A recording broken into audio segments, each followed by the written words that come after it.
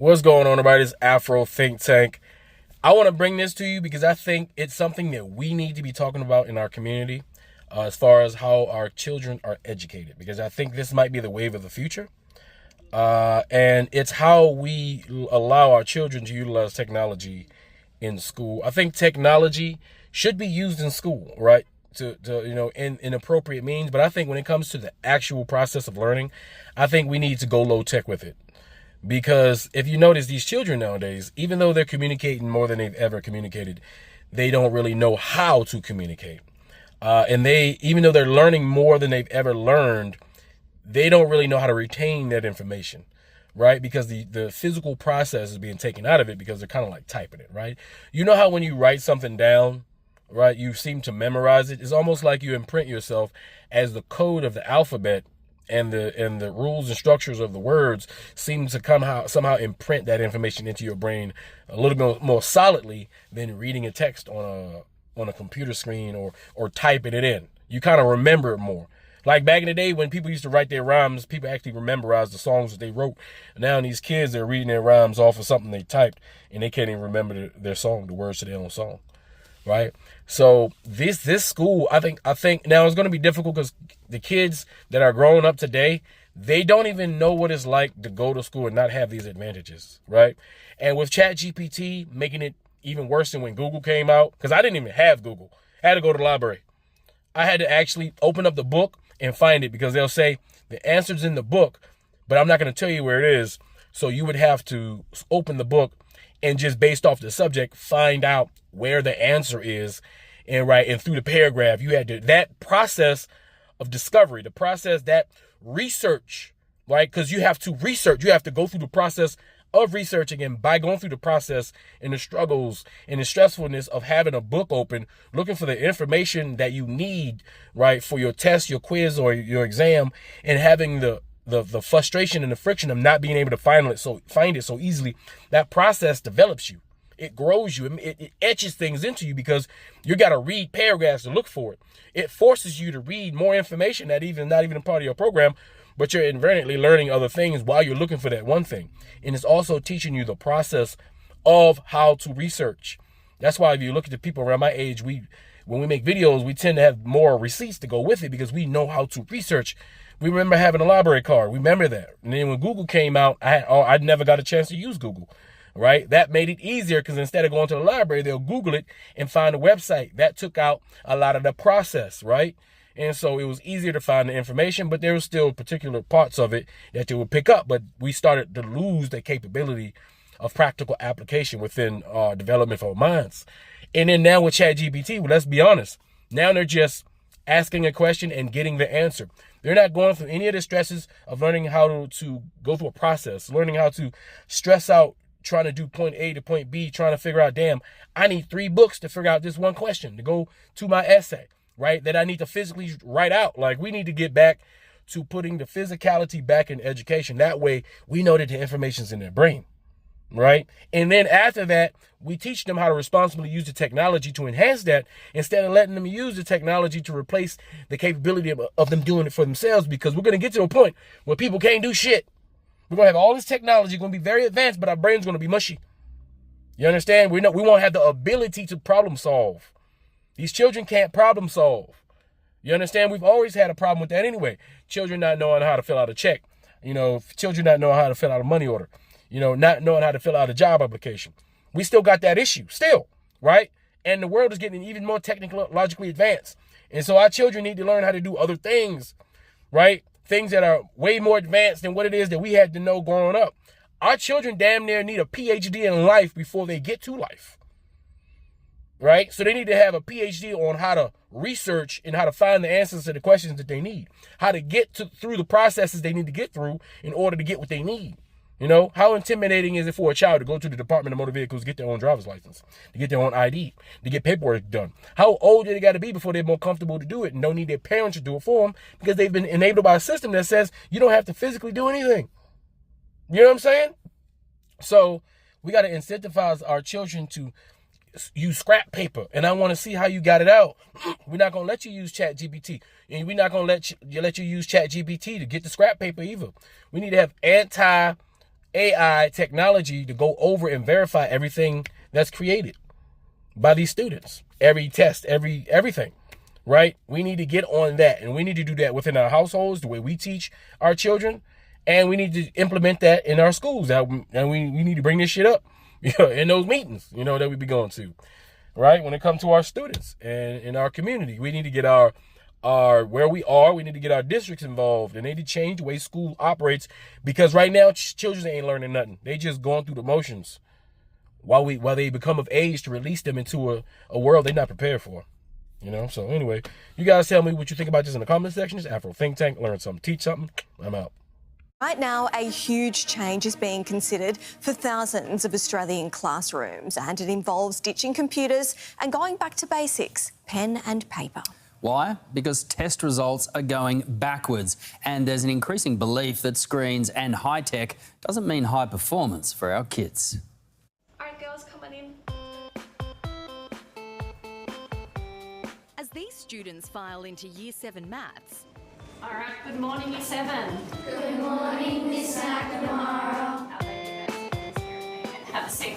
They're adjusting not just to a new school, but also a new alt approach to learning. Let's go. You open up your textbooks. Forget laptops. 4. Good. So it's 4 to us underneath the articles. Here, it's all about books, pens and paper. We've been invited to observe a lesson at Our Lady of Mercy Catholic College, Burraneer, in Sydney's south. Here, phones are already banned. They no longer supply laptops to students, and the small bank of shared screens for lessons that need tech are hidden away under lock and key. Now the school has gone further, ditching digital devices entirely for grade 7. Not only my bag is less heavy, but I'm writing a lot more. This math book is already half full. Year 8 students will face the same rule next year as the policy moves up the grades. It means more handwriting. Do you get a sore hand? Yeah, I definitely do. At first I was like, oh, how is this going to go? My hand's going to be really sore and stuff. And now a few months in, I'm like, oh yeah, this is better. And they say they're learning more too. I think it's better because we remember what we write. I think everybody's more involved, whereas sometimes some people would be just staring at their screens. Does it take you back to the good old days? It certainly does. It's all pre-COVID, and in the 1970s, 1980s, when I was growing up, that's what school was like. Computers were first introduced to Australian schools in the 70s. Then the tech took off. It was a pillar of Kevin Rudd's digital education revolution in 2007. This is the toolbox of the 21st century, okay? We want to make sure that every Australian kid in the future has an opportunity to get themselves wired. Then came COVID, where online learning became ingrained. And I don't think we've jumped back off it or really had to think, what is the impact of technology? Principal Christine Harding has been a teacher for 3 decades. And I have noticed over the number of years, kids have changed. Students are coming into schools more anxious, more depressed, more worried about things. Then the other side is the learning side. They're not remembering what was in the last lesson. And the results are alarming. These are American Year 4 reading test marks before and after the broad adoption of tech. The rise and fall are both mirrored in Year 4 maths tests too, and Year 8 reading and Year 8 maths as well.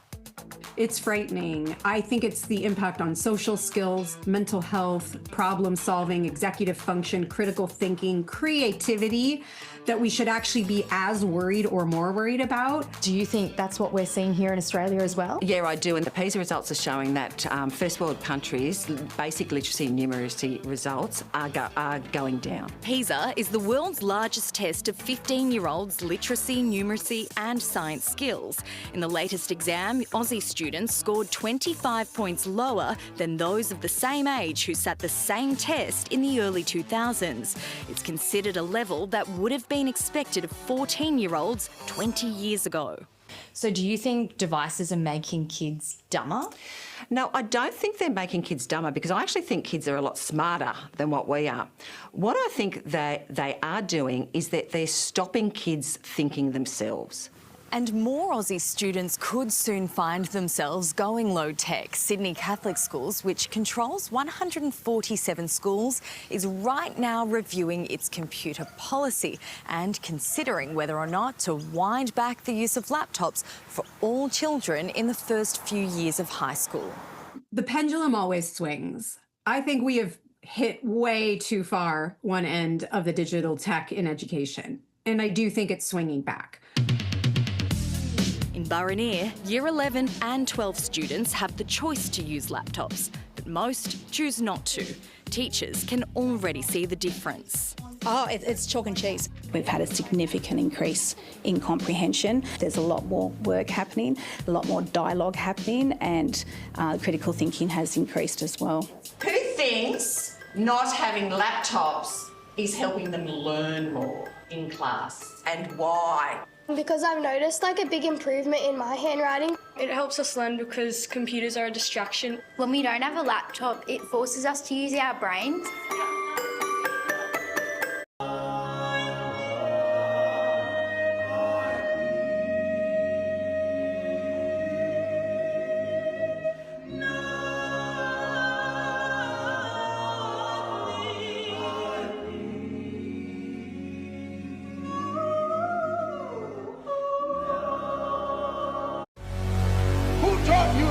The texture of your hair? Who taught you to hate the shape of your nose? Who taught you to hate the color of your skin to such extent that you bleach? Who taught you to hate yourself from the top of your head to the soles of your feet? Before you come asking Mr. Muhammad, does he teach hate, you should ask yourself, who taught you to hate being what God gave you?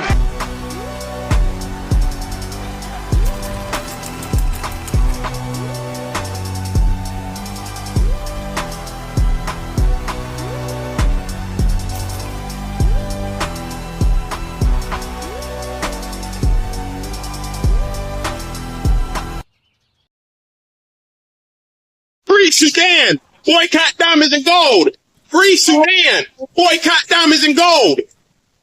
We most definitely cannot forget about the people of Sudan! Thanks for watching Afro Think Tank. Don't forget to like, share, and subscribe. And follow me on Substack and Patreon for more content. Remember, it's Pan-Africanism or nothing.